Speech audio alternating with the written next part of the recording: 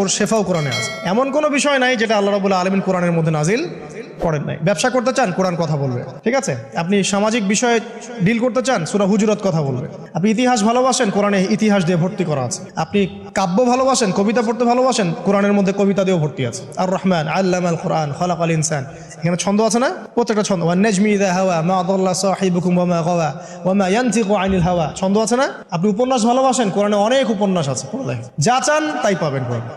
এক কথায় আপনি আল্লাহকে পাবেন কোরআনের মধ্য দিয়ে। তো কোরআনের সাথে যার সম্পর্ক যত বেশি, আল্লাহর মারেফত সে তত বেশি পাবে ইনশাআল্লাহু আজ্জা ওয়া জাল।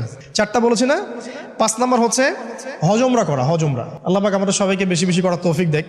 মানে হজ এবং উমরা এমন কিছু কাজ আছে যে কাজগুলো সরাসরি আপনার সাথে আল্লাহ পাকে কানেকশন করা হবে। আরাফার মাঠে যাবেন, ওই মাঠে কি কিয়ামত হবে না? আল্লাহকে চিনতে পারবেন এখানেই। তারপরে যে সাই করেন না, সাফা মারওয়া সাই করে, ওখানে গেলে আপনি বুঝতে পারবেন যে কিভাবে ইসমাঈল আলাইহিস সালামকে পানি দেওয়ার জন্য